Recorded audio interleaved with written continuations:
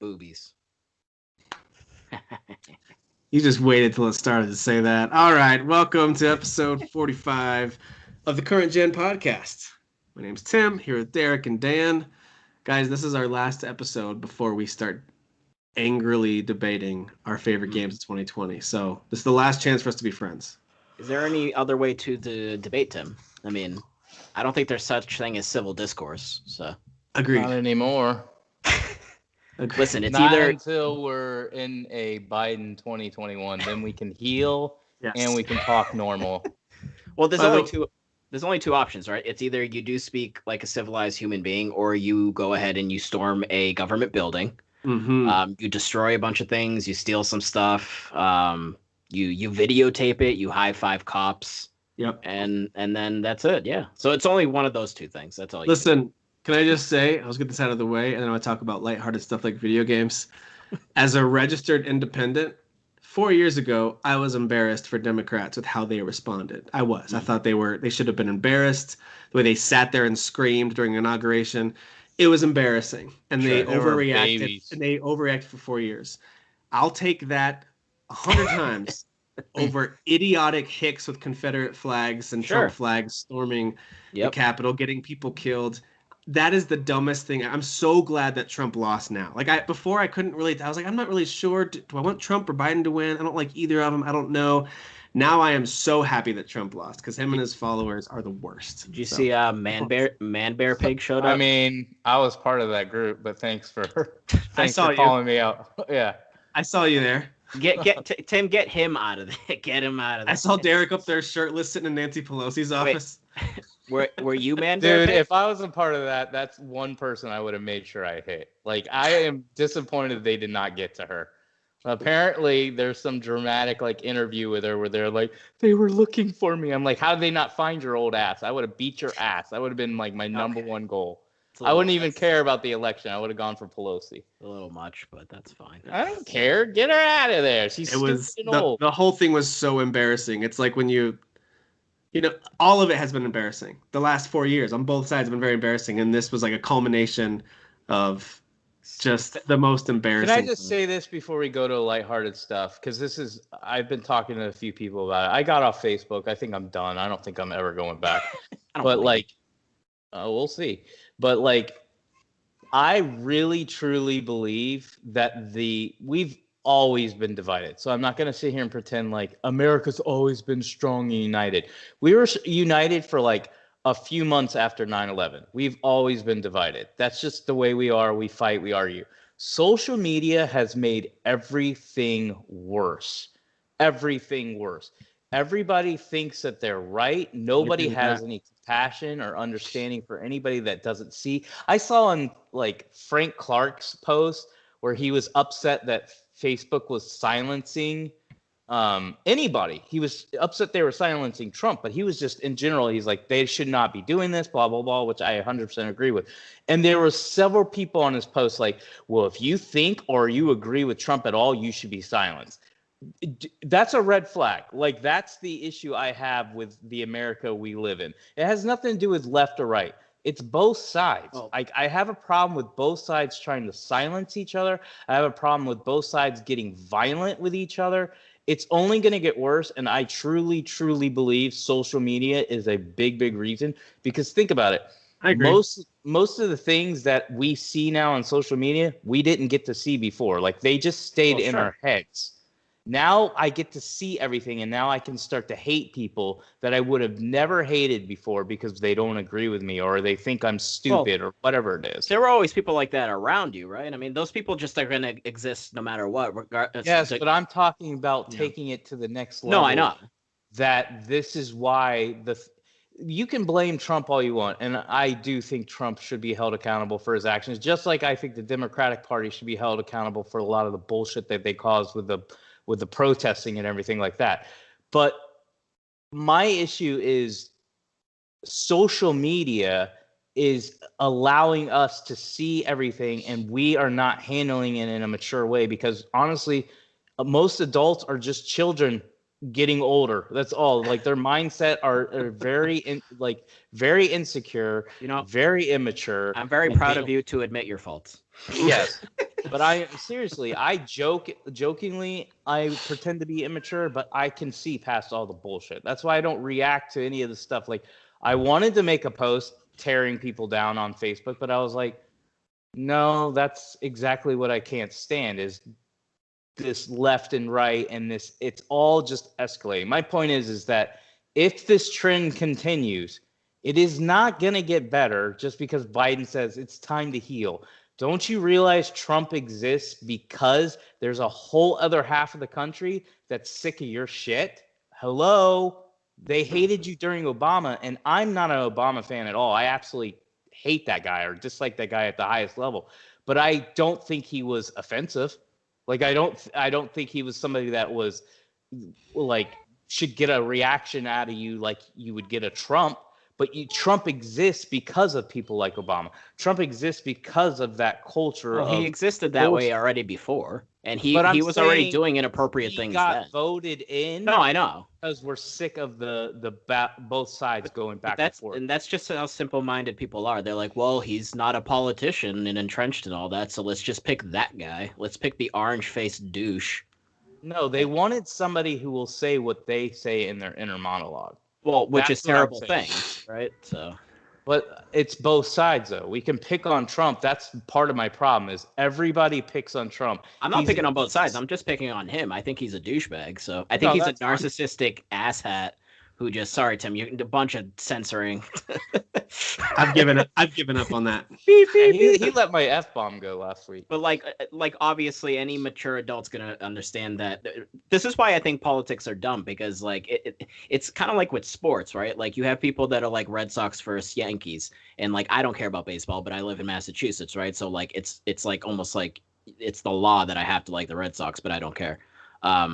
But it's like people get violent with each other, and it's like you're literally just watching a bunch of strangers play baseball, but people will get violent about watching people that are just playing a sport. It's about being right. But like what I'm saying is politics are dumb, because it's like then it's like, well, you're on that team and I'm on this team, so now we have to fight each other. It's like, why can't we just like collectively like a pool of just like, listen, you have your opinions, I have my opinions, but we're one entity and like we're just gonna figure this stuff out. Like, but that's what I'm saying. That's what Derek's saying, and I agree with what you're saying, Dan. That's what it's that way. That's what what you're saying is what it should be. And Derek, if I'm following you and I agree with what you're saying it's not that way, and social media is one of the biggest reasons, not the only one, but it's one of the biggest reasons why, and that is because now we're at the point now where it's not just, hey, everyone can have an opinion. Now it's, if you're silent, now we know what your opinion is. You're not saying anything. We're even to that point. I've even seen a lot of tweets about that. Like, hey, if your friends are staying quiet, you know exactly where they stand on this. And it's like, or they're just stunned and don't know what to say because they've got friends and family who support both sides of the aisle, and the whole thing is just painful and you don't want to participate. You just want it all to go away. I think that's an okay response. Yeah. But I do think we've got folks in our group who I would say that people in our group and in our podcast listenership probably are more in the middle, leaning to the left, but we do have some conservative folks who listen too. Listen, let me just say to all of you on both sides, all of the politicians who represent you are awful. All of them are. Doesn't matter if you like what they said in their speech recently. They're all pretty horrible people. Maybe someday we'll get a rational, decent human being in office. But for right now, it's just... It's the same as it's always been. It's just now we get to see it more. I think it's always been this way. I just think we get to see it more, and we have to hear from each other more on it. And it's just really. I think we should vote into office just a bunch of adorable animals in suits and let them make the decisions. I think that's just the best idea. That'd be great. I'll tell you what. The one thing I've learned during this pandemic is the politicians that affect my life are these super low-level local politicians who can't even make a full living off of it. They have to do it like as a side gig. You know, the city council and school board members and folks like that. Like, they're the ones who really, really impact my life. Someone sitting in a fancy office in Washington, D.C. doesn't affect my life, but we did see this past week that they can certainly rile folks up. But anyway, I am very glad that I live nowhere near there. Yeah. And I really hope that's the last crazy moment we see for a while, but who knows? It really did feel like the beginning of Division 2 or something. It was a little crazy. I know, literally. speaking of video games, we have been playing some stuff that I know each of us want to talk about. We're also going to talk about a few headlines in the video game world, not in the politics world. And then we'll talk about our favorite games from 2012. We'll go through a tournament, in honor of the NFL playoffs just starting this weekend, which has been a pretty fun weekend of watching football. What's the NFL? What's that? National Fairy League. So Derek agreed. Derek agreed with that. Yeah. And then we'll go through the best games of 2012 tournament as well. But for right now, let's talk about stuff that we're playing. Derek's the MVP of the National Fairy League, by the way. He is. Number one MVP. Yep. His Not prize. what your mom said last night, Trebek. Okay. His prize was so you flew up to New short that he's wearing off screen that we can't see. That was his prize. I didn't hear what you said. His prize was the booty shorts that you're wearing off screen. The ones that we can't. Booty shorts. If even that, short. Tim. If even that, we'd be lucky for him to even be wearing anything down below. So. Good point. Yeah, I think I have done the podcast in just my underwear before. So. Thankfully, you usually have a blanket, which is nice. But I am glad you've gotten away from the reclining view that we had for a couple weeks there. We weren't on camera. Get it back soon. That's true. That is true. Well, if you are watching the video, you can see that, Dan, you've got what is that? What show is that in your background there? What is that? It's not a show, but it's clearly just. That looks like Squall. Is that Squall? It is. Yes. I googled these images and I saw that one. I was like, oh, that looks kind of cool. It's almost like an anime aesthetic. It's Squall and Renoa. It does have in an undisclosed location because Jesse White is playing 8 right now, and I don't want to spoil it. So. Yeah, very cool.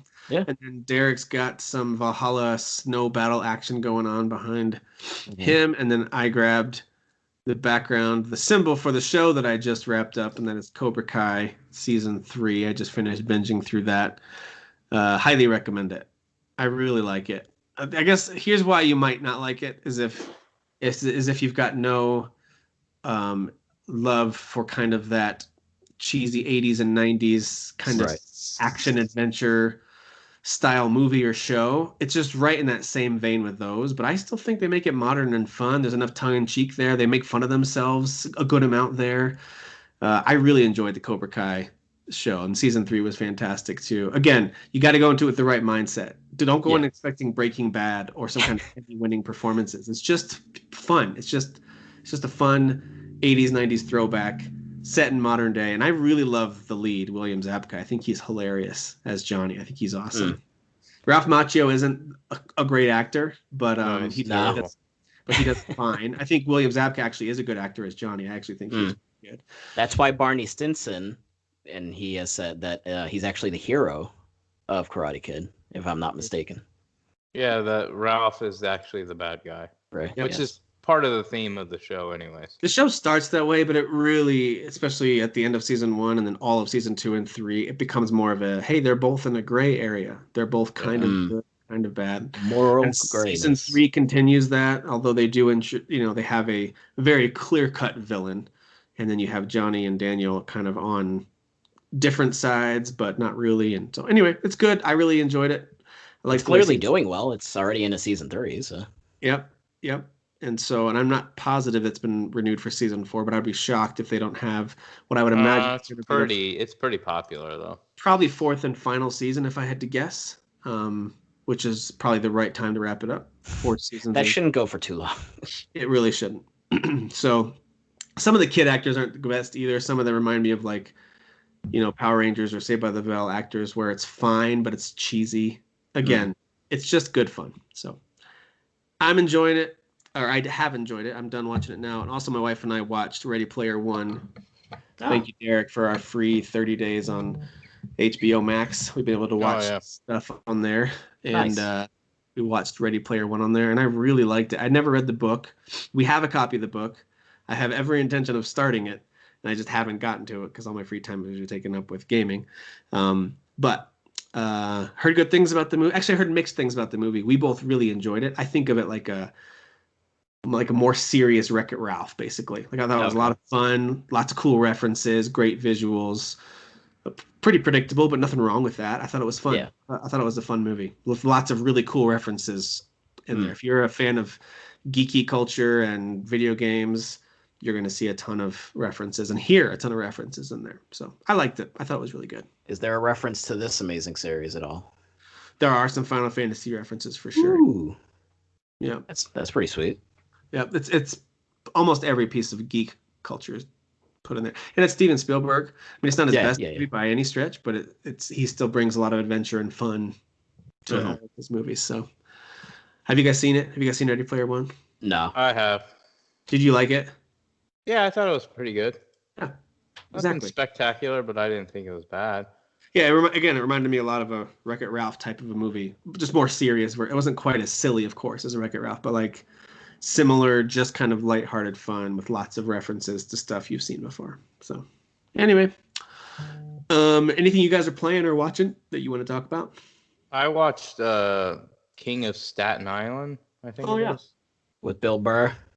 And Pete Yeah, Davidson? I Pete actually Davidson. didn't know Burr was in it. I just knew Davidson was in it, which I'm not the biggest. I hate Pete Davidson's face. Like, it pisses me off. It does look a little punchable. And I'm not a big fan of like douchebag like druggies. Like, I don't like movies about like, oh, just sit around and smoke pot. But honestly, and yet somehow some of the most attractive women in Hollywood are. I don't get it. Sure. Kate Beckinsale, Ariana Grande. Dude. Yeah, and I get the whole like women are into funny guys. Like, as somebody who lives on dating sites now, the number one thing they want is like you to be funny. Like, you must be funny. Okay, thanks. That's subjective, by the way. I could be a gargoyle, but as long as I'm hilarious, like Yeah, exactly. Like Andy from The Office funny, where he like just has to hurt himself to make Will Ferrell's character laugh. So I get the whole like girls like funny guys, and obviously he has money that helps too, so they got the success there. But I really don't get it. Like, he's a bug-eyed, like he's a bad though, right? Isn't he kind of like, I got tattoos, I've got some. I think it is his like his whole like, I don't care. You know, that's how he kind of comes across, like, I don't care. But he does care. He's like a little insecure baby, like, especially when the whole thing fell apart with that one hot chick. He came across like a little baby. But anyways, I was surprised I actually watched it. I don't know why. I don't really watch movies, but I was like in the middle of watching a boring football game, and so I was like, oh, I only got HBO Max for like, actually I think I only have it for like 1 or 2 more days. I was like, why don't I see what's on there, since I hated Wonder Woman 84 and I have not used it for anything else. So I saw that movie and I was like, oh, it's on there. So I started it, and surprisingly it hooked me, because I was like, man, this is 2 hours and 20 minutes. This is supposed to be an hour and a half movie. Like, this is, just by the title, it automatically should be an hour and a half. So I was like surprised it was 2 hours and 20 minutes. But it kept me hooked. Like, Bill Burr was Bill Burr. Well, I would say a nicer version, even though he does play like an a-hole for a time period in the movie. He's overall a nicer Burr, but he's still Bill Burr. And then Pete Davidson played the character I thought he would play. It's basically, I think, his kind of like his life story. Well, so his dad was actually that was the profession that his actual father. Yeah. Right. So it's kind of like his life story. So I think he was just trying to play him as a loser. I've heard good things about it. I do want to see it. Well, I had mentioned it like right when it came out, Renee, and I watched it, and it was actually pretty endearing. I thought there was some funny moments, like the one with the little kid, and when they're hanging out by like in the park or something, and the tattoo. A lot of funny stuff. It's got funny moments, but I think it's a drama. It's more hooks you on like, well, it's is he ever gonna get himself together? Like, where is he going in life? Like, for me, I was like, I'm not gonna spoil it, but like, there's something he wants to do with his life, so I'm watching it going, is he ever gonna do it? Like, I want to see him just do it. Like, how is it gonna evolve? How is he gonna get to doing that? So that's kind of what was interesting. But you find that the way the story goes from each moment to moment, like, it kind of carries itself, like, where it's interesting. There are a few places where I giggle, like I actually out loud giggle. I was like, okay, this is so stupid, I'm actually laughing. But I just found it entertaining. I don't think it's amazing. I'll never watch it again. It doesn't make me like Pete Davidson. Pete Davidson, if you listen to our show, I think you're ugly, bro. And I am definitely annoyed that you got Kate Beckinsale. He looks like he looks like he needs some sleep, right? Like he has just the does. darkest rings around his eyes. And here's what I was trying to say. Yeah. He looks like Hunchback of Notre Dame. Like he stands like this, and he's got like he's a this little lump tall in and his lanky, back. Yeah. Yeah, and he's got like a lump. He almost looks like he has a lump, and I'm like, I mean, honestly, I knew guys like that both in high school and in college that are like they're pretty tall and they're lanky, but they also don't exercise or lift weights at all. So they almost become a little more hunched as opposed to like filling out with muscle. Yeah. And he also has substance abuse issues. I mean, all that makes sense. Yeah. You know, and so he's got the tattoos. He's very witty and funny and has a dark demeanor about him. So there are certain people that are drawn to that. It just breaks my heart that it's my Hollywood crush, Kate Beckinsale. That's drawn to. And it is a Judd Apatow movie, so it has that Judd Apatow like vibe to it.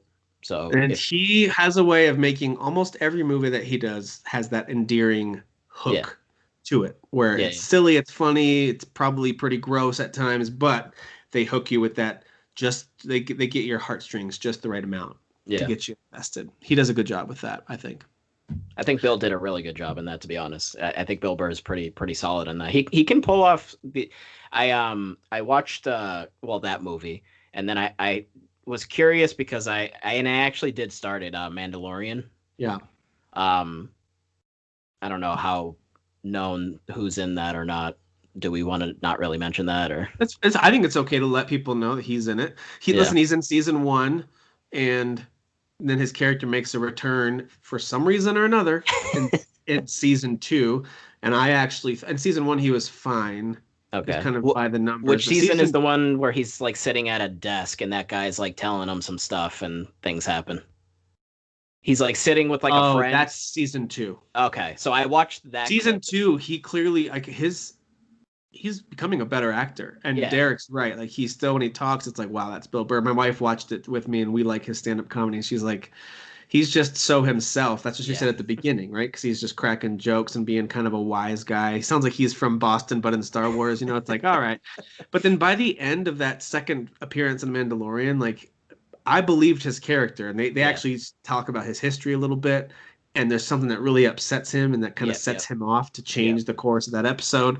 And you kind of feel for him and really like him. You're like, oh. Yeah. And I wasn't thinking of him as Bill Burr in that moment. So that tells me he's become a much better actor than he used to be. It is hard for me just because for me, he's my favorite stand-up comedian at the moment. So like it is weird seeing him being in a sci-fi universe and be like, I mean, that's friggin' Bill. Like, come on. He's got the the accent is so distinct, you know, but like he's talking trash to a droid. That's so funny to me. But yeah, I just think I think he actually is pretty solid at some of these acting gigs. So, agreed. What about you, Dan? You watching anything? Well, so I did. So I just mentioned a second ago. I watched the first couple of episodes of the first season of Mandalorian. Okay. So I don't have much to say yet. Okay. It does seem pretty cool. It seems interesting. I'm not one, and I think I mentioned Tim on our Christmas episode that kind of like with villain movies, like I'm very specific about these sort of movies where like, much like with villains, I don't super care too much about these side characters. Yeah. Like I'm more invested in like whatever the main sort of plot or like whatever the main thing is going on. And in Star Wars, in the series of Star Wars, there's clearly certain characters that are more prominent and more important. They're central. Yeah, right. Central. Yeah. So Mandalorian, I was kind of like, I mean, like bounty hunter, part of that race, he's just some side dude, whatever. But I was like, oh, you know what, whatever. Then I watched the Bill Burr clip, and then I was like, all right, you know what, this seems kind of cool. Let me give it a shot, and it does seem cool.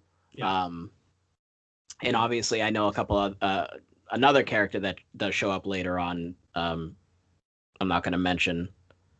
But I will say this: season 1 does a good job making you care about him and Baby Yoda, and then their little father-son bond they start to build. Yeah, they did a good job in season 1 of that. But I'm with you. It still feels like this is a side story that apparently no one in the movies cared about. So why should I care about it? So sure, it is a little bit of a side thing. And then in the second season, I think they did a much better job, especially towards the second half of the second season. Mm-hmm. It feels like a much bigger and much more important, much more pivotal story. And not only the characters they bring in, but also like the stuff that happens. Like, oh, this actually kind of has an impact on the larger So he gets Star swept Wars. up in sort of a bigger thing. Absolutely. Yeah, yeah. So that's cool. But I mean, obviously people have very strong opinions about Star Wars, and especially this last trilogy. People have even stronger opinions now. So Yeah, people need to chill out, man. It's all just fun. It's all just good, silly fun. And maybe you would have told it differently, but hey, guess what? You weren't hired to write the script. So it's just it's interesting. So like me myself being just kind of I guess I would call myself a casual Star Wars fan because I am more, and this is why I always joke around about how I think Dragon Age is better than Mass Effect. I like more medieval fantasy settings. That's just what I prefer. yeah. So sci-fi is not my favorite type of setting. And with Star Wars, me just being a casual fan, so I enjoyed the new trilogy, but I definitely kind of understand where some people were like not feeling it because I don't know. To me, I guess it kind of just felt like not really anything happened. I think they kind of Yeah, just that's fair. borrowed some stuff from the original trilogy because it's a sequel trilogy to that, and like things did happen, but like I don't know, like you know that whole sequence in the second one where they're kind of just adrift and they're trying to Mhm. just kind of lure the what is it? Is it the New Republic? You mean the First Order? First Order, thank you. You know Yeah. how they're just like, kind of floating through space and they have the Yeah. shields behind them and they're just kind of like they don't know what to do. I kind of feel like that right there exemplifies that entire trilogy. Yeah. That entire trilogy is basically that moment where they're just floating along and they're like, I mean, we need to do something. What's going on? I Yeah. guess, yeah. And all the fans are behind him firing. Yeah. That to me, that moment literally exemplifies that entire trilogy. That's funny. I didn't think about it that way. Yeah. You know what? And I got to get a shout out to our buddy Kyle Neely. He'll be joining us, by the way, for some Game of the Year stuff. Oh, he's gonna He be and Jeff, angry if he hears he this. and Jeff Woodman. No, I want to give him a shout out because I think he and I both love Star Wars. He might even love it more than I do. Let's be honest. But I do love it. I like to think that I'm a huge fan of Star Wars, Yeah. and I'm sorry to say this, other Star Wars fans, I've enjoyed all of it. Like I've got my Yeah. favorites, and I've got moments that I wish, like, oh my gosh, I really didn't like the love story in episode 2, but it is what it is, and I can get Sure. through. It's fine. It's not my favorite, Yeah. but it's fine. I just still enjoy all of it, and I can make fun of parts of it. I like funny memes, like people like Kyle like to post. I think it's funny. Yeah. And I just enjoy it. And I'm Yeah. sorry, Star Wars fans, that I don't have much more of a critical eye, but I've enjoyed all of it. I'm so pumped for all the new shows that are coming out in Disney. I think Disney Plus is going to kill it in 2021. I think they're absolutely going to destroy it between Marvel and Star Wars. They're going to be dominating. I think as long as Jon Favreau is literally writing all of it, they'll be fine. Jon clearly, Favreau and Kevin, how do you say his last name? Fahey. Yeah, those two guys are doing a great job taking Yeah. all those properties and kind of keeping them moving forward. But anyway, Yeah. I'm glad you're enjoying it. I'm curious to hear, as a casual Star Wars fan, will you continue to enjoy it? We loved Firefly, and Mandalorian gives me some mild Firefly vibes from time to time. Okay. And if you ever did you ever watch Firefly? Not the show, but I actually did watch the movie. Oh, you saw Serenity? Serenity, yeah. I thought that was a fun movie. Yeah, it kind of obviously- wraps up the show, really. The show was like whatever it is, 14 episodes before it got canceled, and then the movie kind of a little bit of a time jump, but then it's like kind of wraps up. thing. Yeah. But anyway, Mandalorian gives me mild Firefly vibes, where it's kind of smaller scale, a little bit. He kind of has a rundown ship most of the time. Yeah. What the little dudes? Utini. What are they called again? Not the Jawas. Shoot. Why can't I think of that? Yeah, the little Is it Jawas. Jawas? Yeah, the ones who are scavengers. With the hoods, right? Yes. Yeah, my I love- kids I love love the those episode little when they're chanting for the egg. They love that Yeah, episode. I love those little Utini. yeah. They crack me up. Hey, I wanted to mention one thing real quick. I know we talked a lot about stuff that we were watching. If you haven't yet, you've got another 3 weeks on your Switch to go download the Monster Hunter Rise demo. You can run up to 30 missions, and then I've heard, although they might fix this in an update, I've heard you can then just delete your save and run more missions. But the idea is there's 4 missions to choose from. You can do a total of 30. So you could do one of them 30 times or a combination of all 4 of them 30 times. Okay. So there's 2 actual monster hunts, and then there's 2 tutorials. And so I played it. I just want to give my quick thoughts, my quick impressions on Monster Hunter Rise. I think this game looks and runs amazingly for a Switch game. It is not up to snuff with what I experienced even on my base PS4 playing Monster Hunter World. It's not quite to that level visually, but it plays a lot like it. The menu system, the weapons, the armor, the way you fight monsters, the environments, very reminiscent of Monster Hunter World. I think it's really impressive what they've been able to do. Tried it docked and handheld. Both looked really good. I actually prefer it on handheld, of course, because I think the screen being smaller, it allows the game to get away with a little more visually. It can look a little crisper even if it's not. So anyway, I really, really like it. I'm excited for this game. It comes out in March, and demo is I think it's up till February 1st. I was trying to look that up while we were talking, but anyway, go download it if you have a Switch. Give it a shot. Game comes out in March. I love it. So if you like Monster Hunter World, then 100% try this one. Nice. So cool. Anything else you guys are playing you want to talk about before we talk about a few headlines? I'm just going to add that because I bought it early last week, but I'm back on the PC Master Race bandwagon. I ended up getting the opportunity to. I haven't gotten anything. In fact, the only thing I've gotten is an email saying, "Hey, we got your order," but they haven't done anything. They haven't charged me, nothing. But I was able to pick up for about basically $2,000. I don't know if they're charging tax or not. I thought you were talking about a game. I was like, all right, you ordered that. No. No. I'm saying prior to that, obviously, not a $2,000 game. No. So I got a PC, a desktop PC with the RTX 3080 card. I almost went with a 3090, but that would have jumped me up to a $3,500 PC. So I stuck to the 2000. Yeah. But the reason I did it is because, and I said it on my Facebook post, I was able to get a bonus that I didn't know I was getting. So I literally got an email at work. Hey, Derek, just want to let you know you got so much for your bonus for 2020. And then the next day it was in my bank account. So it wasn't I knew it was coming or I was hoping it was coming. Money.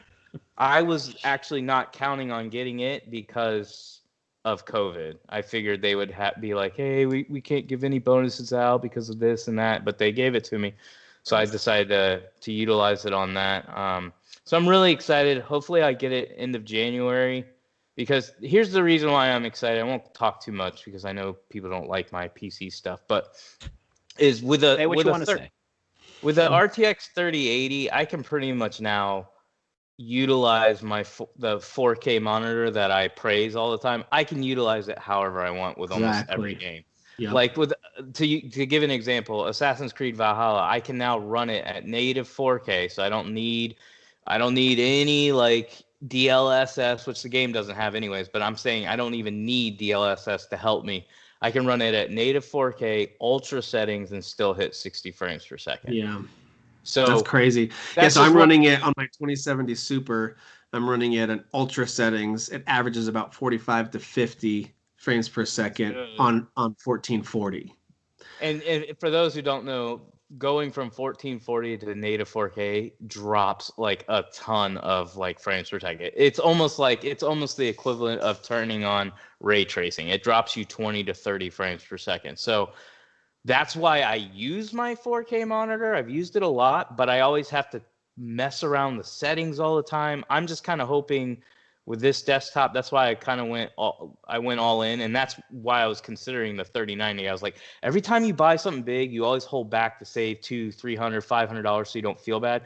Just buy what you want to buy so you don't have to buy something else later. And then you're going to sit there with that pit in your stomach this one piece of this sucks.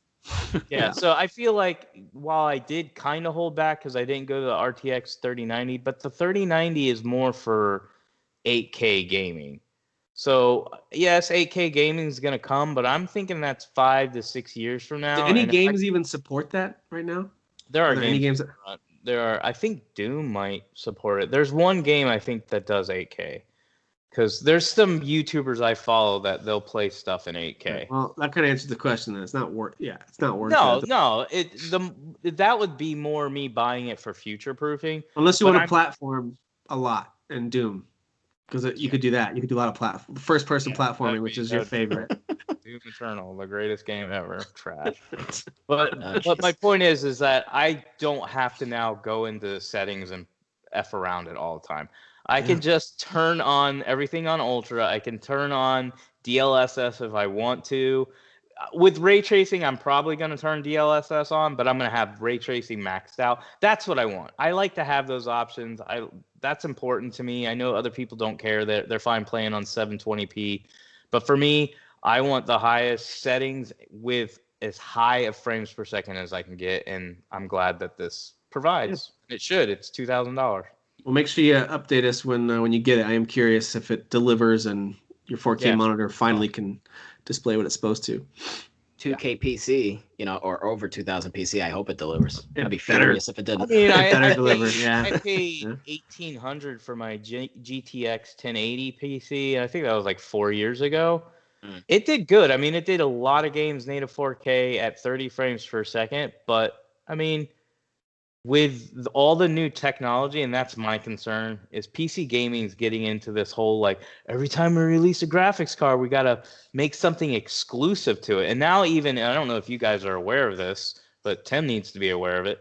Now PC gaming is getting really stupid, where they're now making certain games having exclusive technology attached to them based off like they might only have ray tracing with a certain card or with an AMD card, or ray tracing is NVIDIA, but ray tracing only on NVIDIA. But if you have an AMD game, like for instance, the reason Assassin's Creed doesn't have DLSS and all that stuff, it's AMD. Like every time you turn the game on, AMD slogan or logo pops up. There's all kind of deals there. Like if you bought a new AMD card in the last year, you probably got a free copy of Assassin's Creed Valhalla. Things like that. They have all kinds of bundles and combos. And... I mean, don't they know that like people are already skeptical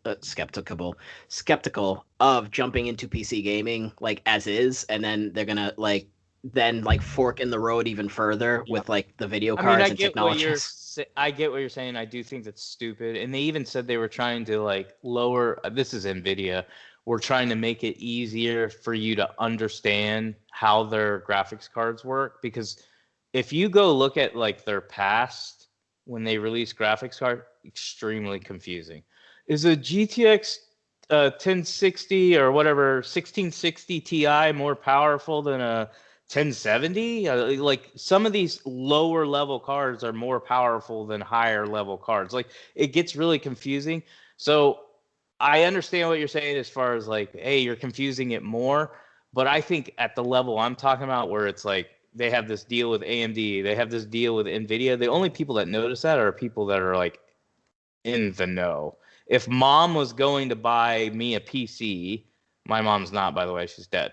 But if my mom was going to buy me a PC, she would have no clue about that deal and she would not care. She would I think some of this stuff, some of the little technical improvements, if you have this one card, I can live with that. Like if I miss out on some small technical bump because I don't have AMD or whatever, I can live with that as long as it doesn't get out of hand and now games are exclusive to cards and things like that. Because one of the things that's the biggest appeal about PC gaming is, I get to play almost everything other than some Sony and Nintendo first-party games. It's really all that I have to play. You need a console for. So as long as we don't veer away from that, I'm okay with it. I can handle not having DLSS in games like Assassin's Creed. It's fine. I would have liked to have it, but overall it was fine. I think the only why we wouldn't have to worry about that. Yeah. Sorry to cut you off. I was just going to say the only reason why I don't think we'd have to worry about dealing with what you just presented is because they know nobody's going to buy 2 graphics cards for one PC. It's not like you can just slam it in there and be like, I'm going to switch out my AMD and put in my RTX. Like, it doesn't work that way. So that's the only reason why I don't think it will ever get to that. And they can get away with, hey, AMD's funding this card or this game, so we're going to give it special technology for this game. And then NVIDIA is paying for this one, so we're going to run DLSS.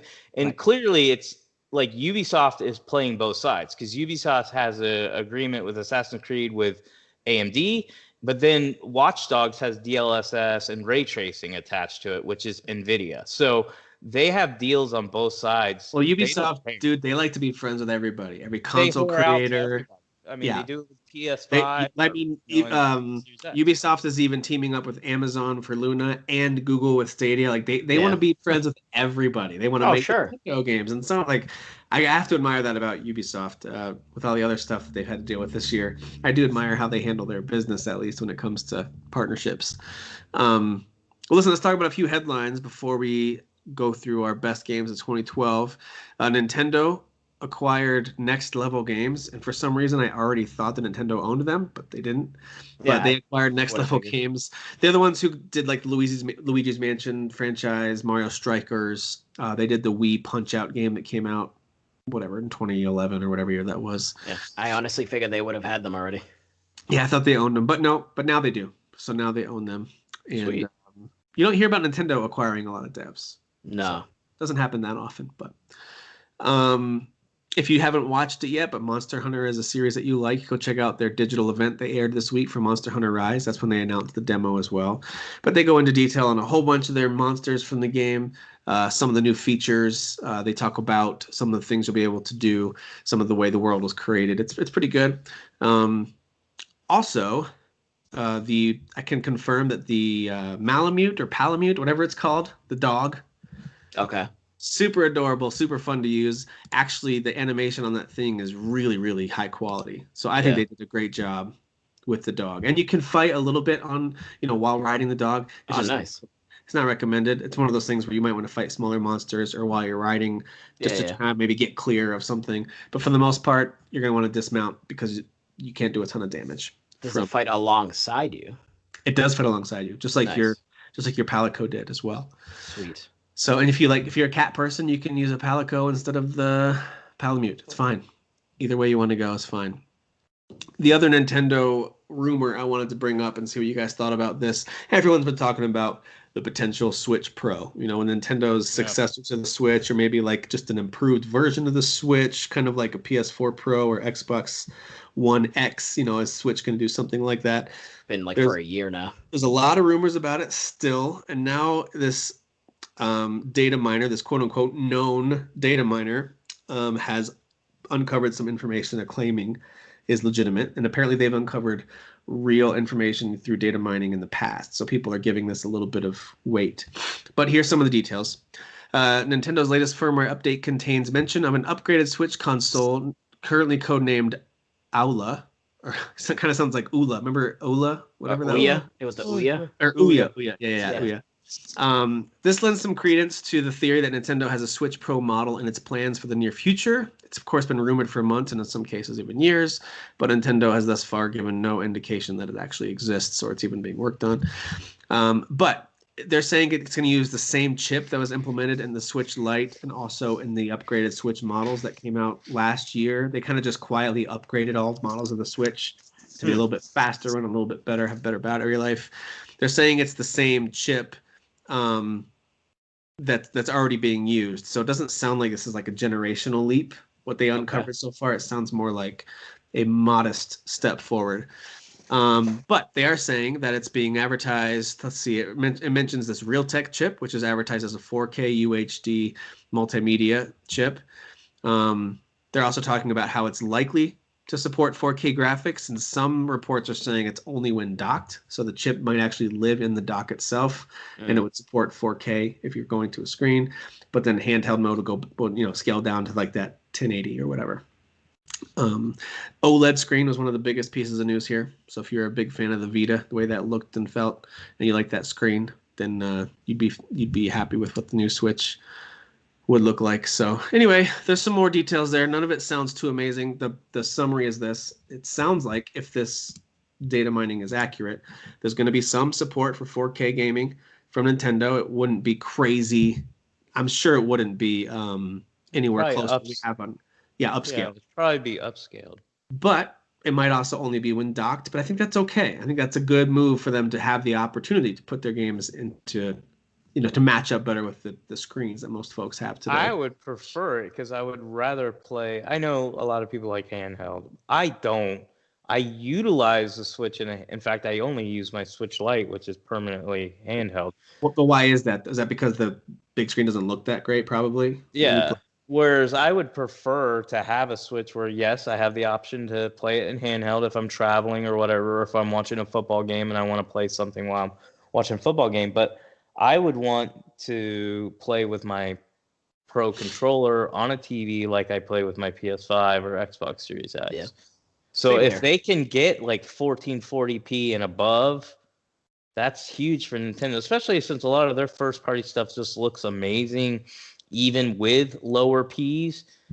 I think anything above 1440p, they would make it look almost like native 4K. They would have that. Like Mario Odyssey 2 in like 1440p would probably look pretty gorgeous. Yeah, I'm gonna just take a guess. Yep. So yeah, you're probably so it right. Sounds like it's a nice. Actually, if everything's true, it sounds like it's more of a jump than I thought it would be. Because you got to remember when Nintendo does these like little upgrades, they're literally usually little upgrades. Like they're like, hey, the battery life is a little bit more. That's what happened last time, right? Or like, hey, you can play this exclusive Xenoblade game on the new 3D. So like, or we added a joystick, that should have been there the first time. I know Nintendo talks in such high pitch. More of a nub than the joystick. Yeah, I think I'll agree. But the point is like they usually just do like little like fix it things. Like this sounds like they want to do like a Switch 0.5, like 1.5. It does sound so it's more of an upgrade, except I do think the general hardware experience is going to be the same. So it might pack more power, might have better battery life, might look better when docked. But I think honestly what a Series X is. But yeah, exactly. That's what I Series think it X might be. I did not feel like I got a new console. As somebody who owns an Xbox One X for 2.5 years, when I got the Series X, I was underwhelmed. I'm not saying it doesn't have cool stuff. Like you guys praise the SSD stuff and the quick load times. I don't care about that. Like, yeah, it's cool, but that doesn't make me feel next gen. And even I don't know, man. Loading the Cyberpunk game on my SSD on my PC, and the fact that I can go from launching it to actually playing the game within, it's not too many seconds. Like it's I'm saying that's cool. I'm just saying for me personally, that doesn't feel like. That's not what I want on a next gen. Fair. I mean, I just said I bought a PC for $2,000. Not so I'm like, I want my games to load faster. No, I bought it because I want it to look absolutely amazing, and so I can brag about my high frames per second. But like, with the Xbox Series X, a lot of the games, not all of them, but a lot of them games look just like the Xbox One X, and then the whole interface looks the same. Like, I don't feel like I got that jump. I felt like with the PS5, I got a jump. Everything ran faster. Everything looked better. They also didn't. Yeah, they didn't upgrade. Games. They didn't upgrade the PS4 the same way Microsoft. You're right. Upgraded the Xbox One, so it felt like a totally new experience. Yeah. Whereas it does for me. One, it didn't. Oh, it is. It's completely different. And as somebody who's, like I said, I buy every Xbox. Like I have had every Xbox. The Xbox Series X. It's a great console, so if anybody's listening and taking this out of context, they're an idiot. I'm not saying it's not worth owning. You just didn't feel like it was new. It doesn't feel like a huge jump, and I think that's because there was no Halo, there was no Forza, there was nothing that I went, oh, this was made for this console. There was Call of the Sea. All right. Thanks for that one. I liked that game. All right, Derek's name written all over it. Would you guys, let's just say that Nintendo this spring or maybe next fall, who knows, they put out a Switch Pro that has modest but notable improvements like this, 4K, that kind of stuff, better battery life, but generally it's still a Switch. Will you upgrade? Will you trade yours in? Will you upgrade? It depends on if it's kind of like the Xenoblade Chronicles that they put on that new 3DS. Like if there's games that are only going to be playable on this, then yes. Okay. That's the thing. But what if all the games are played for me? What if the games are on both? If the games can be played on both? Yeah, I mean, I probably still will. Okay. Because they'll look nicer. So it also depends on like a trade-in deal. So if the Switch Pro is $300, let's say they at this time dropped the Switch to $200, $250, they dropped the Lite to $150, and let's say the Switch Pro is $300, $350.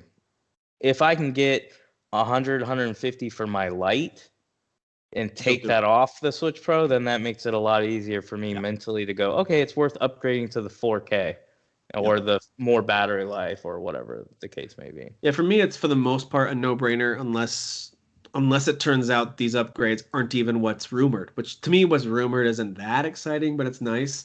And if it turns out the actual news, whenever it's revealed, even if it's not this year, if the actual upgrades aren't that impressive, then I'll revisit it. But for the most part, it's a no-brainer. It's one of my favorite I consoles. think it's time. I mean, the Switch came out 4 years ago, right? We're coming up on the 4th anniversary. Yeah. Yeah, so it totally makes sense that sometime this year, probably fall, that sometime this year they're going to release a updated version of the I hope Pro so. or of the Switch, and I'm hoping it will be a bit of a jump. I would like a little bit of a jump, I hope so. not just exclusive games and better battery life. Well, guys, it's time to feel a little sad. Say goodbye to the Killzone franchise website. Not the franchise, just the website. There was a message I went there every day. So on the I don't know. Killzone website. There was a message that talked about how it's now redirecting folks to more of a main Sony page or something like that for Killzone. I've seen some follow-up stuff where they've clarified that we're not saying the franchise is gone forever. We don't no longer have need or the support of the website. So You know what? I take back my frustrations earlier. Everything that happened at Capitol Hill or on Capitol Hill just doesn't even it just doesn't even compare to this. this is your favorite site. I know you were there all the time. This is a travesty. But this is why they invented the Wayback Machine, okay? You can go back to the archives and take a look at those old pages to your heart's content. The Wayback Machine. The Wayback Machine. You know what's interesting? This I think it was this article, or maybe it was an audio series that Bloomberg put out. There was a whole bunch of executives from Microsoft that were kind of going back and telling the story of what it was like to launch the OG Xbox. And they go through some of the other big tentpole moments in Microsoft in their console history. And one of the things that really came out was, there's actually a whole bunch of things, but one of them, this was really funny, so I thought I'd read this to you. In an attempt to secure exclusives for the original Xbox, so this is Microsoft trying to gear up for the launch of the OG Xbox, they unsuccessfully tried to acquire EA, Square, and Midway, and then now notoriously tried to acquire Nintendo. And this is, of course, before Bungie and Halo became a thing. So they were just trying to get some exclusives for their hardware. You know, they wanted to arrive with the bang. So this is really funny to me, the part where they got real specific here. Steve, this is someone who's talking. Steve made us go meet with Nintendo to see if they would consider being acquired, explains at the time the director of third-party relationships, Kevin Backus. So they went to Nintendo to make an offer. And he basically pitched it like saying, hey, our hardware is really good. Your hardware is not that great, but you guys kill it with software. How about we team up? We'll acquire you. You keep making the games, and we'll make the stellar hardware. And he said they just laughed their asses off. Like imagine an hour of somebody just laughing at you. That's kind of how the meeting went. Silly Americans. That was more of a Russian accent. That wasn't Japanese. It's all right. We'll let it slide. I just imagine that, and I just feel like it's so funny. These American businessmen from Microsoft going over there like, all right, we're about to come in here with all this money, and we're going to shock these guys, and we're going to be there. Imagine if they did, though. Insane. It would have been a much different world that we're living in right now, in the video game wise, at least. So it's actually, I didn't even know that they had tried to get Square. I would have been devastated. Yeah, that would have been a huge get, because that would have changed the PlayStation 2 experience as we know it. You know, if OG I would like to think that Microsoft is better now. Like when I found out they bought what's the ZeniMax or whatever. Yeah. I was actually happy and not upset, because I feel like they're a different Microsoft now. My point in bringing this up is, like, if they would have bought Nintendo back then, they would have screwed everything up. Like, they don't have a track record of handling buying things and then doing something good with them. Yeah. I feel like they've learned from that, at least under, Phil Spencer, and like his goal is to be like, hey, we bought these guys, but they can do whatever they want now. Like, we're just going to do check-ins, and maybe we'll throw out, hey, we'd like for you to do this, but in the end they're going to, let them do whatever they want. Whereas, like, back then, that's not how they were. They would buy you out, and then they controlled you. A good example of that is Rare. A good example of that is Rare. And I don't think Rare's been awful. They just haven't been the Rare that we remembered. And I still think... Well, they were off. They were used awful when they first bought them. Correct. They have the last maybe 4 or 5 years. They've freed them put up. Put out some decent stuff. And hey, people don't love CFDs, but the way Rare has not only improved but also added to and supported that game is impressive. They've done a really good job with that. All right. Well, those are some of the headlines that jumped out at me. I'm sure there's others. But for the sake of time, we are getting close to an hour, and then I want us to make sure we get through this tournament. So we talk about old games for this week, and then next week we'll talk about the best of 2020. And by the way, by the time you're listening to this, you might have about 12 more hours maybe until the poll is closed for voting. So if you want to go vote, make sure you do that. If you'd like to have your name entered into the drawing, we're going to have 3 Game of the Year episodes, and each episode I'm going to be drawing out a name to send you a gift card to your digital shop of choice. If you want to have your name considered for that, entered into that drawing, make sure you vote, make sure you put your name in there. But yeah, I can already kind of see who the winners are from the votes for some categories. For other categories, it's like a 0.5% close. So just depends on the category. So go ahead and vote. You can just find us on Facebook, Current Gen Podcast on Facebook, and the link is pinned to the top of our page there. So without further ado, let's head over to our best games of 2012 tournament. Now, we've done a few of these already. I think we did 2010 and 2011. Does that sound right? Yeah, I think 2 so far. And the way we do this basically is I go on to Metacritic, and in some cases I'll grab even the Wikipedia list just to make sure I'm not missing anything. And I try to get all of these significant games from that year. I try to make sure that it's games that originally released in that year, even if they came out on other platforms later. Like this is the year that it released. A good example of that would be like The Witcher 2. That came out on PC and then later came out on 360. But, we try to give it like its quote unquote official year to compete in. So this for 2012, there's a lot of really high quality games. It's 44 actually. So it created a first round. I'm going to share my screen so you guys can see this. The first round is a little bit different. It's basically a whole bunch of play-in games to get to, okay, now here's our main list of 32, and we'll start chopping it down from there. So let me share my screen here, if it'll let me. 1 second. Let us travel back in time and decide who is the best Vigi game of 2012. That's what we're going to try to do. By the way, when you guys think of the year 2012, any games come to mind right away? I mean, I have a hard time remembering years of games sometimes. I mean, like Final Fantasy VII, I know is 1997, but like I'm not good at remembering dates per se. So gotcha. Well, 2012, so that was like the last year of like the 360 and PS3, right? Yes, it was. Was it? Okay. Yeah, because the new consoles launched in late 2013. Oh, well, then I already know who the winner is then. Can you guys see my screen? So the text is a little small. Yeah, I can't like see it because it's just small, but I don't think that's something you can fix. I'll have to zoom in a little bit here. All right, Tim, enhance. Enhance. Zoom in. Enhance. More. Oh, Final Fantasy 13 2? That automatically wins. That's the greatest game of all time. All right, so here are the games that are here's the games that are automatically in round 2. So if you're just listening, I'll try to read it off to you as best I can. If you're watching, you'll be able to see this and don't need me to narrate it, so I'll try to go quick. But the games that are automatically in round 2, and I ranked them according to Metacritic score. That was the most objective way I could think of to give them like. Oh, good. So Journey made it. Awesome. Of course, Journey made it. So the games that are automatically kind of given a bye week, as it were: Persona 4 Golden, Little Big Planet on Vita, Halo 4, Mark of the Ninja, Far Cry 3, Journey, Fez, Assassin's Creed 3, Xenoblade Chronicles, Guild Wars 2, Mass Effect 3, Diablo 3, Max Payne 3, was the year of threes, Borderlands 2, Trials Evolution, and the Walking Dead: A Telltale series. And that is usually the first episode of the Telltale games determines when that game, quote unquote, came out, even though oftentimes those bled into the next year's. Yeah, because they would come out in the fall.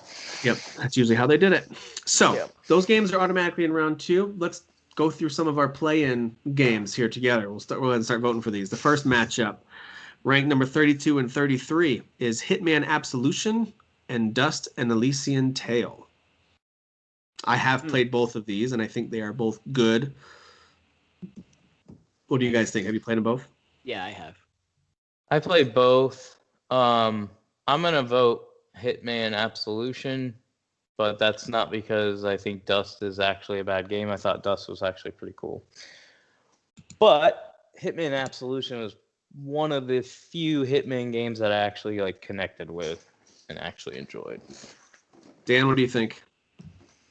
Yeah, that was actually my second Hitman game I ever played, and I really did like it. I know a lot of like the hardcore fans didn't like it too much because I think it was a little more, I don't know what the right word to use is, like mainstream. It was a little more Mainstream, arcadey, is a little it? more Yeah. shitty. Yeah, it wasn't You as could like get away with screwing up. That's why I liked it. okay. It Okay. had more of an action vibe than previous games. Okay. did. Well, maybe that's why I liked it, but also I think I liked the levels. I thought it had some pretty cool levels. So I think Dust was good, but I thought it just yeah. looked good. It wasn't that memorable to yeah, play. the cutscenes were a little weak. Like the drawing looked, I don't know, the drawings, the animation style, like the characters looked a little weird in the cutscenes, but there weren't too many cutscenes in that game. But otherwise, yeah, I really liked the combat and sort of like the hand drawn like animations of the combat. But Exactly. Was that Vanillaware, right? Who did that? it wasn't vanilla. I think it was just some small indie. But it looked like a Vanillaware game, kind of. All right, so Hitman Absolution moves on to face Persona 4 in the next round. FTL and Twisted Metal. So this must be Twisted Metal from 2012. That must be the PS2. The PS3 one. It's got to be PS2, right? Yeah. So wouldn't that be Twisted Metal Black? It might be. No, they did a new one. Remember? Twisted Metal on PS3. Yeah, I was 'cause- getting the consoles confused. Yeah, because it was like the E3 before that. They rolled out the Sweet Tooth his truck. And they were Yeah, like, it came out on is that- PS. This is PS3. Yep. yeah. Yeah, so that automatically gets my vote. What about you, Dan? So how are we doing this again? If you haven't played it, either one. you- For the most part, I would say vote for the one you've played, unless you hated it. Then I guess you could abstain. I've not played either one. So Okay, well, I've only played FTL, so that's the one that would get my vote. Twisted Metal for me. So it's 1-1, Dan. Oh, so just pick one. All right. Well, I'll pick Twisted Metal then. All right. I'm not mad about that because FTL wasn't amazing, but I did like it. It's like a little fast-paced strategy roguelike game. All right. Next up for our play-in games is Need for Speed Most Wanted and Prototype 2. Prototype 2 for me. Most Wanted was a good one. I only played Prototype 2 a little bit. Mm. And I thought it was fun. It was fine. It was...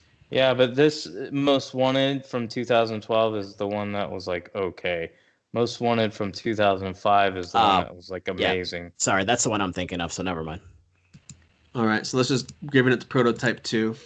Sure. Prototype 2 is actually really good for like a super villain type game. I mean, Infamous is way better, but... Next up is Sign Mora, which I think is an arcade type shooter, if I remember correctly, going up against Uncharted Golden Abyss. I'm going to refresh this here while we think about it. I don't think I played Sign Mora. If I did, I don't remember it. But I do remember liking, not loving, Golden Abyss. I liked it. I'm going to vote, Uncharted. Uncharted. That's the only Uncharted I didn't finish, but I did play a lot of it. It was fun to play that in handheld. It was like, wow, this looks pretty good on the Vita. Not amazing, but pretty good. The back controls though were ridiculously stupid. Yes, they were. Yeah, like the touchpad on the back. Yeah, that was just dumb. Agreed. Totally agree. Next up, number 28 is Call of Duty Black Ops 2 going up against number 37, Final Fantasy 13-2. I mean, I really liked Black Ops 2. Sure. I mean, I'm going to pick Final Fantasy. I mean, it's obviously the 13 trilogy is not my favorite, but I'm still picking that one. So it's 1-1, Derek. Which one moves on? Black Ops 2? Final Fantasy. All right. Final Fantasy 13-2 moves on. A surprise from Derek Teague. Hotline Miami or Zombie U? And so Zombie U is, of course, the Wii U Zombie game. U. It was a Wii U exclusive for a long time. Now it's, of course, out on other platforms. But I'm a big fan of Hotline Miami, both the aesthetic and the gameplay. I loved it. So that's my pick. Uh-oh. Dan? Well, I have actually never played Zombie U, but I really do like Hotline Miami as well. So Hotline Miami takes the win. Sorry, Zombie U. You guys suck. Sleeping Dogs or Resident Evil Revelations. So I'll cast my vote here first. I've played a little bit of both of them. Sleeping Dogs is way more up my alley in terms of the type of game, and I also really liked the story of what I played so far. I never finished that game, but I'm going to go with Sleeping Dogs for my pick. okay. Both are actually could be in my easily top 10 for the year. So it's annoying I have to vote one of them out. I'm going to go with Revelations just because I've beat it like 3 times. And it's one of my favorite Resident Evil games. Leaving it to Dan again to make the tiebreaker. Yeah, I've platinum Sleeping Dogs, and I never finished Revelations, but I really do like Revelations more. I like the setting a lot. I think it's pretty unique. Is it a cruise ship specifically, right? Yeah. That's the type of ship it is? Yeah, I think that was really cool. So the monster's not like super interesting, but they were okay. But all right, so Revelations takes it? yes. All right. Resident Evil Revelations will move on. We've got number 26, New Super Mario Bros. U. I'm going to try not to color this with my experience with the deluxe version, which I thought was great on the Switch, but I don't know. I kind of have to, I guess. Or Spec Ops The Line. You know what's funny? These are 2 games that I had skipped back in 2012, and I've played them both this year. I was going to say they're also very polar opposites. So, yeah. As far as the vibe. They are. So I've played both of these recently, finished both of them this year. So, have you guys played them both, and which ones would you pick? I played both. I'm going Spec Ops. Yeah, I mean, Mario's fantastic, but Spec Ops is special, for sure. I agree with that. So, that is if it was like 3D World, I would pick 3D World, but it's I liked New scroll. Super Mario Bros. U. I liked it a lot, but Spec Ops: The Line was a very unique experience. It was a very unique story for what looked like it could have been just a standard military shooter, and it is not if you haven't played it. Darksiders 2 or Resident Evil 6? Ooh, oh, okay. Darksiders 2 was the 23rd highest ranked game on Metacritic, not counting duplicates and stuff and re-releases, and Resident Evil 6 was 42nd. Yeah, that's tough because Resident Evil 6 is just that's. I'm one of the rare people that liked Resident Evil 6, so vote that. I picked Darksiders 2. Well, as you would usually say, Derek, trash. You're trash because you like trash.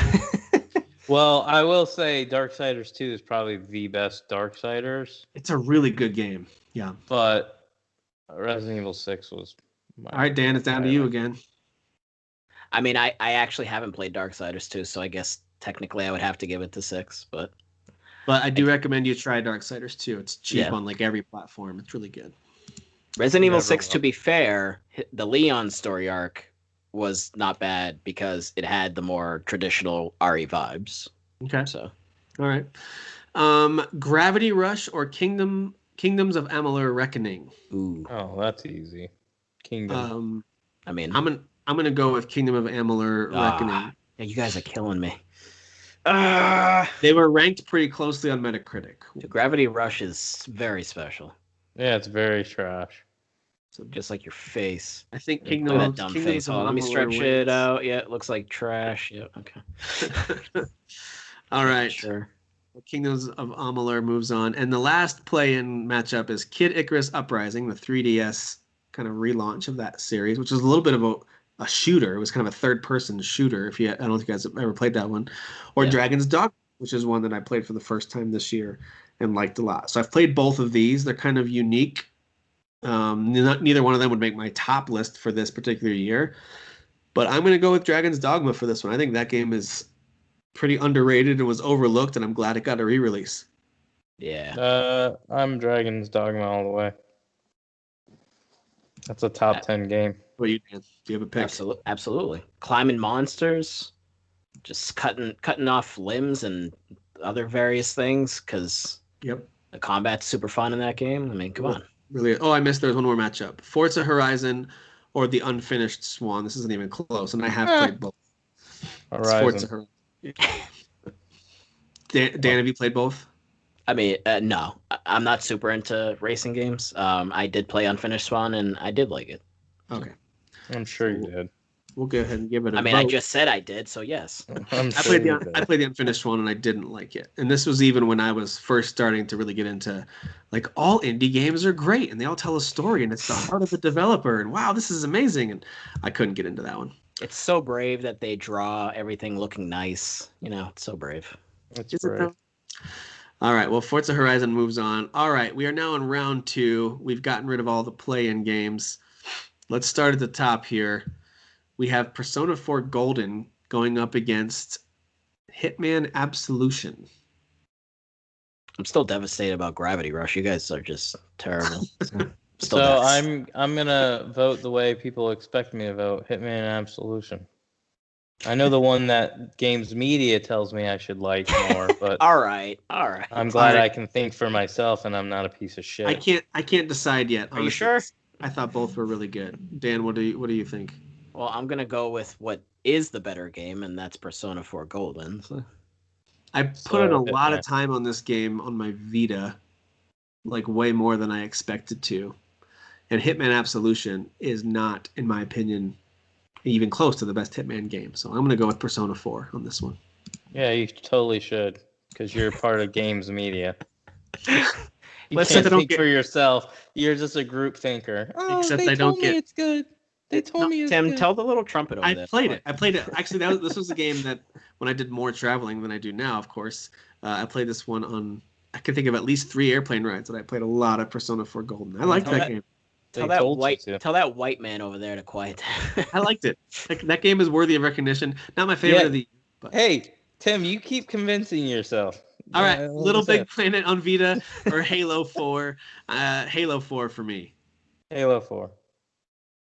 I mean, I don't care about Halo at all, so I pick Little Big Planet, but that doesn't matter. So It's still fun to pick it though, right? Yeah. All right, so Halo 4 will move on. Those were voting pretty is close. fun. Yeah, just ask everyone who voted in November. Mark of the Ninja, which was the 8th highest ranked Metacritic game of the year, again going up against Twisted Metal, the PS3. Twisted Metal.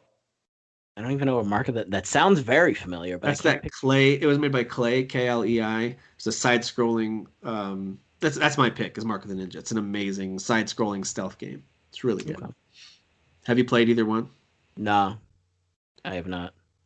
Well, then we have to go. Oh, tiebreaker is Metacritic score. Oh, okay, so there we go. Because I picked Twisted Metal before and I haven't played it, so I shouldn't have picked it. But it is what it is. All right. Far Cry 3 up against Prototype 2. Ooh.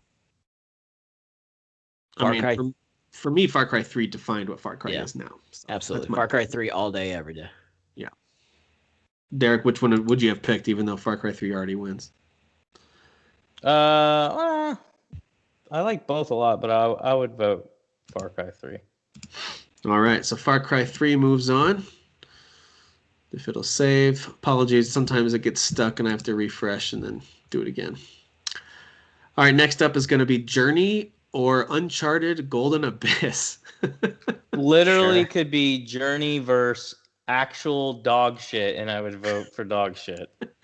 Jesus. I didn't realize you're so racist against journeys.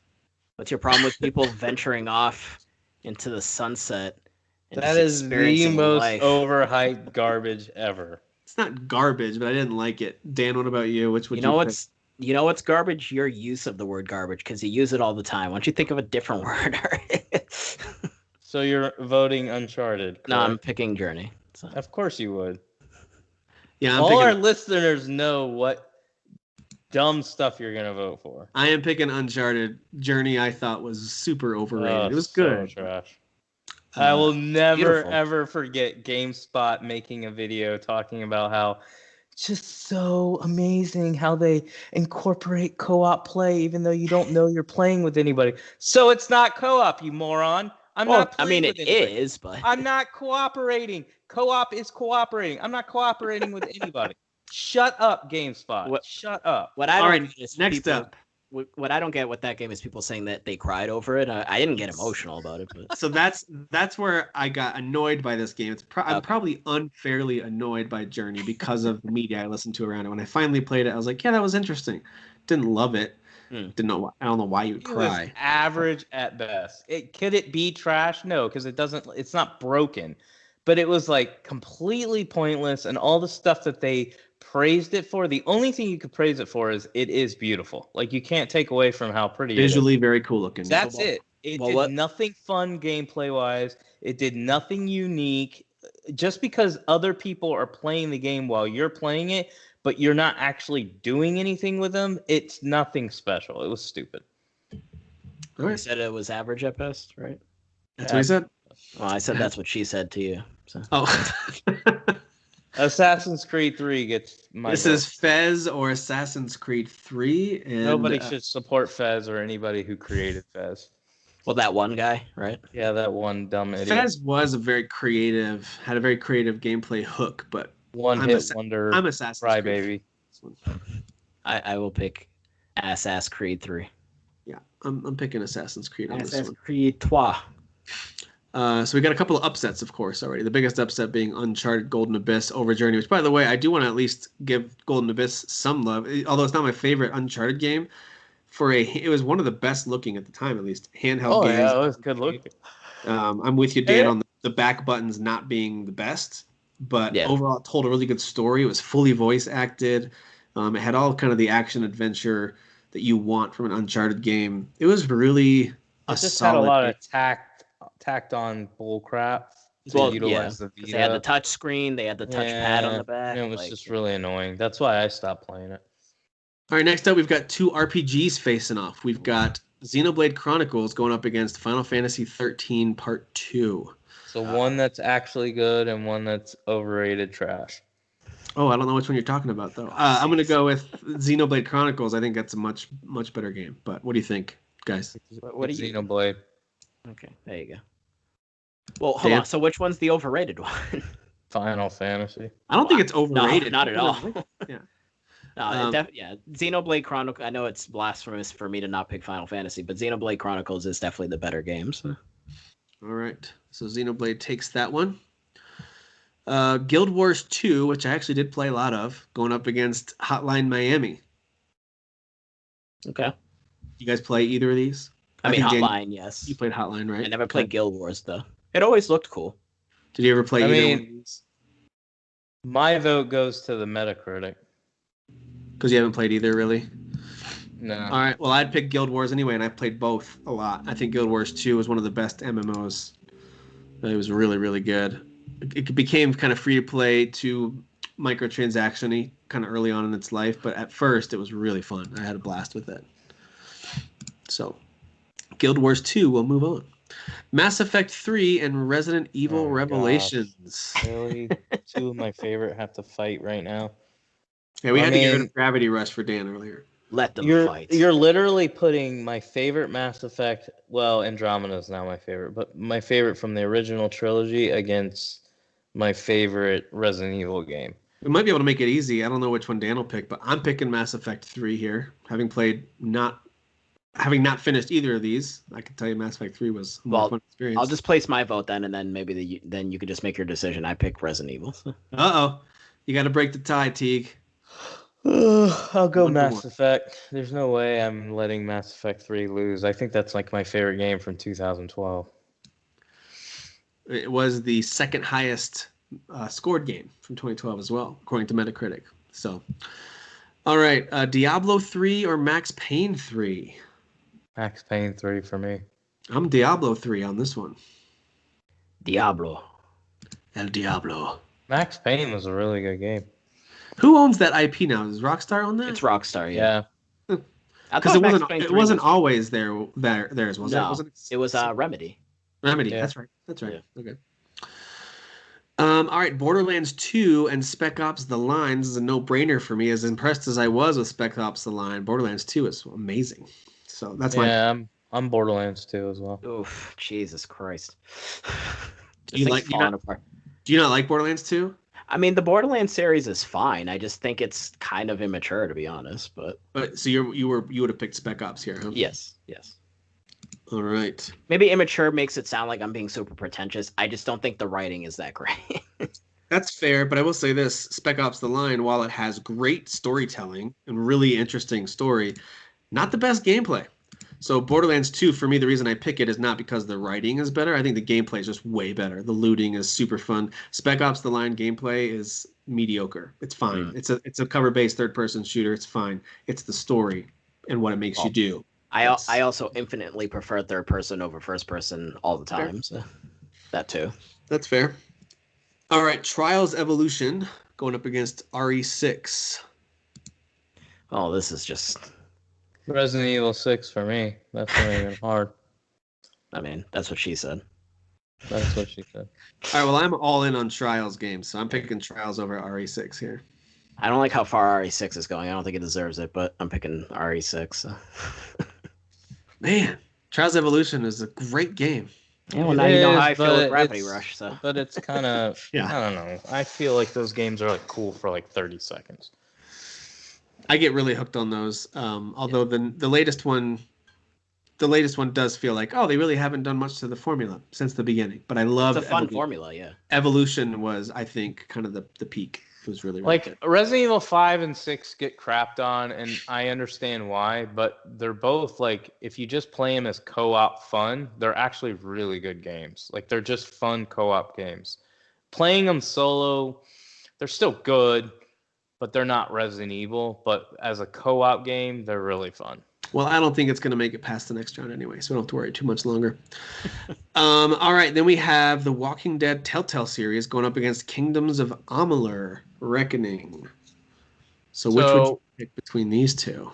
Walking Dead has a great story, and I actually really, really like that franchise. In fact, I think I played earlier this year the final season, and I praised the hell out of it, especially the way they finished it off. But I'm still going to vote Kingdoms of Amalur because it's actually fun to play. Dude, I don't know. The Walking Dead Season 1 is always going to hold a special place in my heart as like a new way to do adventure game, video game storytelling. So I'm all in on this. This is Season 1. This is the Lee and so it's 1-1. It's up to Dan. Yeah. I pick Walking Dead. Well, you can pick Suck Mine. Kurt Schilling doesn't deserve to win. Oh, shut up. All right, we've got Torchlight 2 and Spelunky. Let me vote real quick because I'm going to go get a drink. Torchlight 2. Yeah, so Spelunky had some interesting things it did for that roguelike genre. It really kind of set the standard for a lot of them. Mm-hmm. But it's just not my favorite style of game, visuals, and I don't really like roguelites that much. It has to be a special hook in that roguelite for me to like it. So I picked Torchlight 2. I thought it was kind of a fun Diablo knockoff. I thought Torchlight 2 was fun. So I haven't played either one, so. Okay, so you got to go with Metacritic, so Torchlight takes it. There we go. So Torchlight takes out Spelunky. All right, next up, we got two more matchups here in this second round, and then we're going to get to the quarterfinals. So we've got Dishonored and Dragon's Dogma. So again, Dragon's Dogma is one of my favorite from that year, but Dishonored is an absolutely great game, but I'm going to go with Dragon's Dogma. Dan? Dragon's Dogma is the correct answer. Oh my word, you guys are nuts. I would pick... I'm picking Dishonored, but I'm losing. I can't believe it. That was going to be possibly one I would fight for best of the year. That's crazy. Well, there you go. There you go. Dishonored is gone. Number 6 of the year, knocked out by number 38. Yeah, I do like Dragon's Dogma, though, so I'm not mad about that. Well, that just means that 37 games were placed above it that shouldn't have been. It's really number 1. So. Right. Mass Effect 3. Yeah. Got it. Yeah. Got it. XCOM Enemy Unknown or Forza Horizon. I think XCOM is one of the best turn-based strategy games out there. Even now, I still think it holds up. The original version as an amazing. Yeah, but Forza Horizon is one of the best racers ever.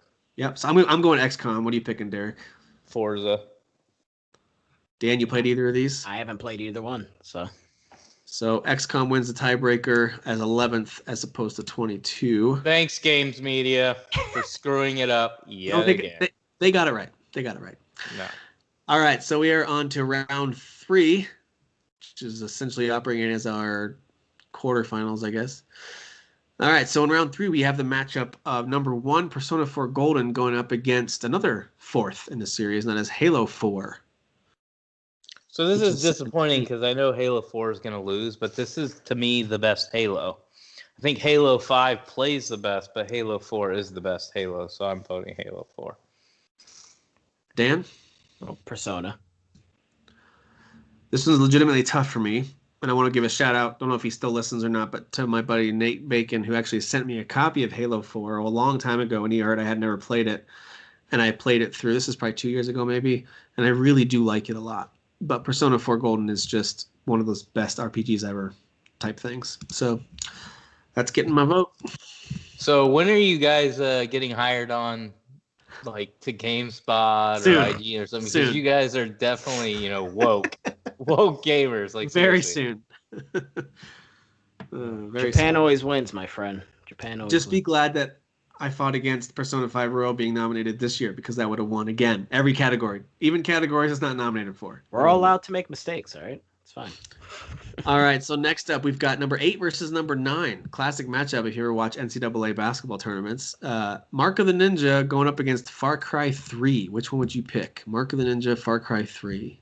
Far Cry 3. This is actually tough for me. Dan, are you picking Far Cry 3 also? Because you haven't played Mark of the Ninja? Yeah, but Far Cry 3 is Far Cry 3 is still my favorite Far Cry. So. It's my second favorite. I still think Far Cry 5 is the best. So Far Cry 3 wins. For me personally, I would have picked Mark of the Ninja just barely, but that's just because I spent a ton of time with it and love it. But Far Cry 3 is awesome. I just want to say before you announce this next matchup, this is the stuff that annoys me. This next matchup, like, we've eliminated games that destroy both of these games, but we've had to eliminate them just because that's how brackets work. Yeah, well, screw this crap. This is Games Media screwing us again. It helps us. It's actually Tim's tournament game. If we were doing like a standard ranking like we do for Game of the Year stuff, this would take like an hour and a half. So I'm trying to make this more of a 20-minute. When I bash Games Media, I'm looping Tim in it. He's literally Games Media now. I really am. I get paid. You are a libtard. I get paid really well for it too. I see him hanging out with Altano all the time and Greg Absolutely. Greg Miller. Yeah, I didn't get banned from Beyond or anything. Yeah, I'm well loved over there. Uncharted Golden Abyss going up against Assassin's Creed 3. And I do agree with you, Derek. There are games that were kicked out that would have beat both of these for me, but I got to go with Assassin's Creed 3. Specifically, the modern day stuff in this game I thought was really good. It's very memorable. It was a culmination. Yeah. Like, I hate on this one because out of all the Assassin's Creed, it's probably my least favorite, but it's still a good Assassin's Creed game. So I'm going to vote for Assassin's Creed. Is that you too, Dan? Ass all day. There it is. I'm an ass man. All right. Wow. You guys ever watch Billy Gunn from? No, that was just your opinion, Tim. We get it. All right, fair enough. No one else watched WWF before it was called WWE? Okay. Xenoblade Chronicles and Guild Wars 2. I put a good amount of time into both of these. Xenoblade Chronicles not until this year, but I'm gonna pick Xenoblade 2. Xenoblades. All right, so that one takes Guild Wars out, which I think is still running, by the way. Guild Wars 2, if you're interested. It's Oh yeah, I think all those games stay alive forever. All right, Mass Effect 3 or Diablo 3? For me, it's easy. Mass Effect 3. Dan? Diablo.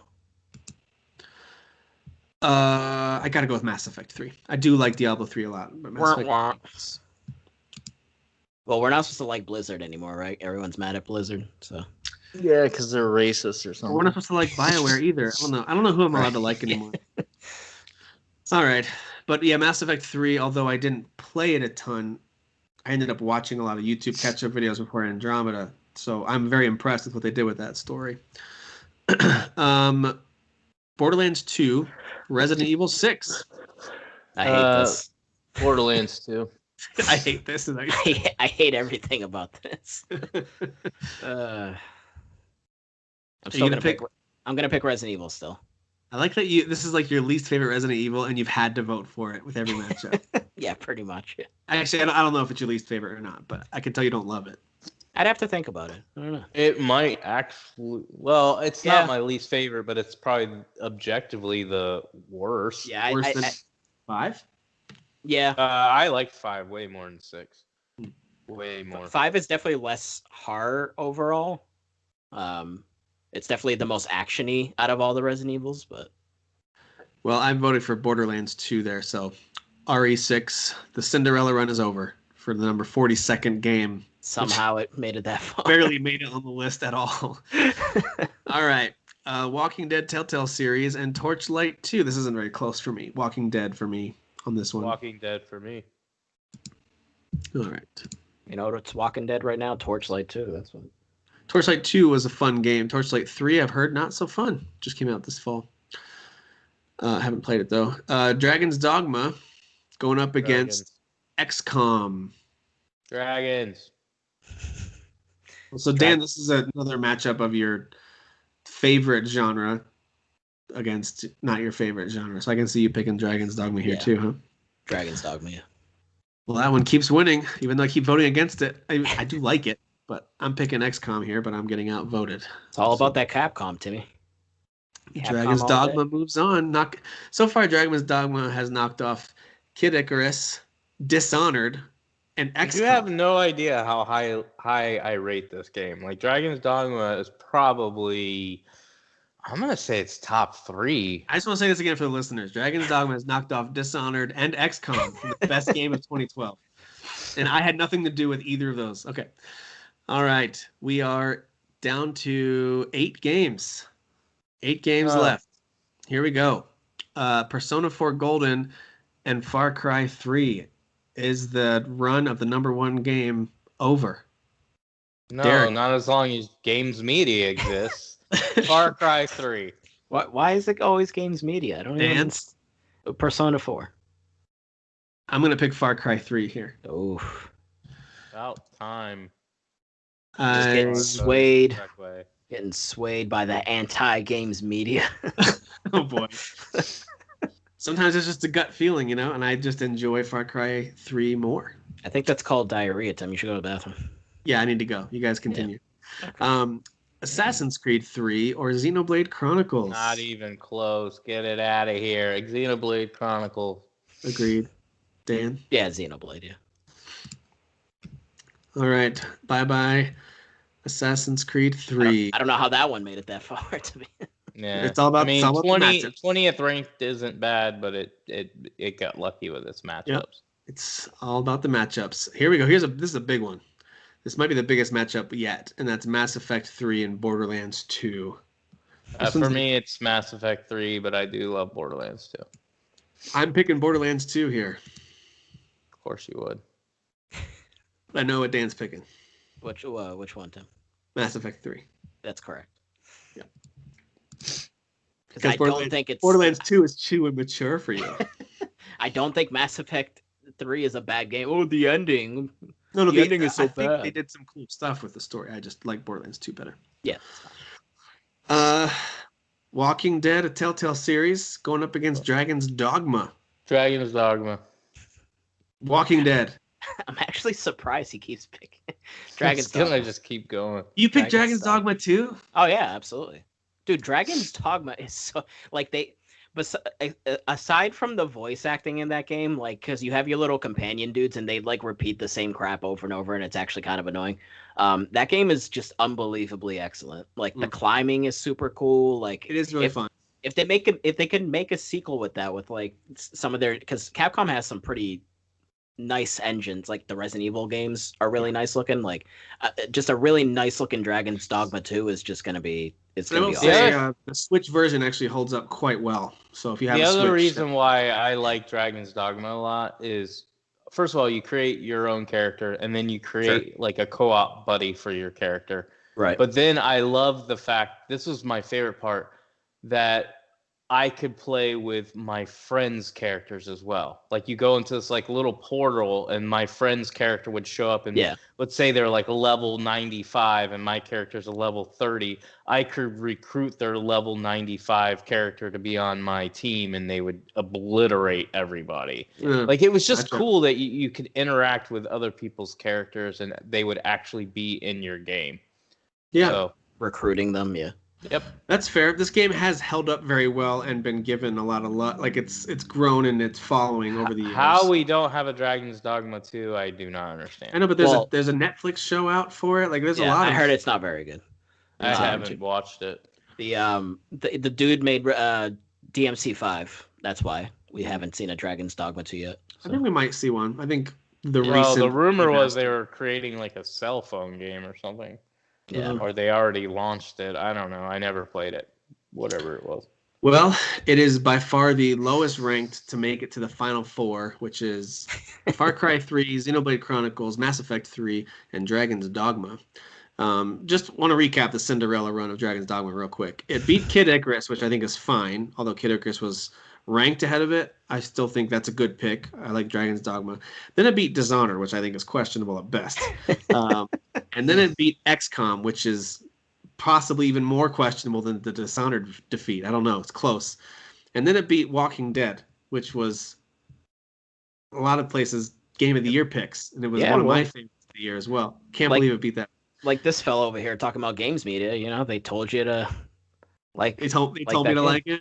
Okay. Yeah, they said, "Hey, the lead character is going up against Mass Effect 3," and I am very curious what you two BioWare boys will pick here: Mass Effect 3 or Dragon's Dogma. Which one? I already know how Daniel's gonna vote.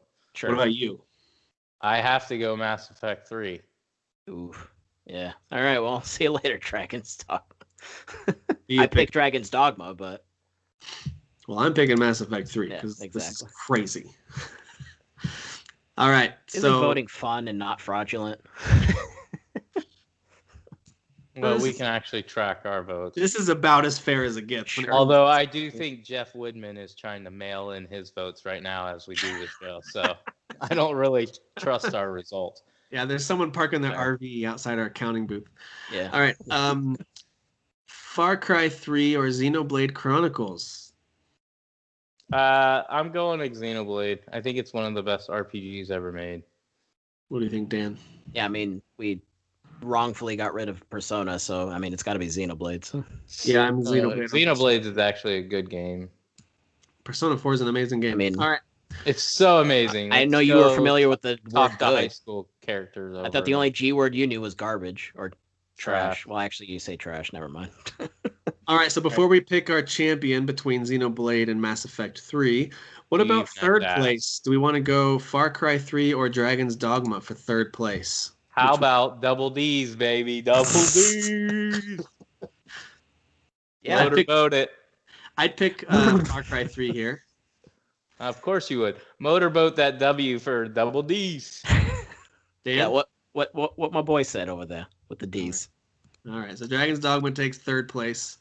Derek's all about the D's, just coming at him, just all up in his face, just flying. And here we go with the final matchup: Xenoblade Chronicles or Mass Effect 3. So I know it's gonna lose, but I'm gonna vote Mass Effect 3. Well, I'm gonna vote the Xenoblade Chronicles. Oh, okay. No, it's definitely gonna lose. I thought you were gonna vote Mass Effect, Tim. I vote Xenoblade as well. So. No, because he only played like 2 seconds of it. He's a fake gamer. I didn't play it enough. I just don't love the gameplay of those games. There's a lot of similarities was awesome, between you and that orange guy, just shouting things. Just this happens, that happens. Jeff Woodman, get out of here with your stupid fake votes. Get him out of here.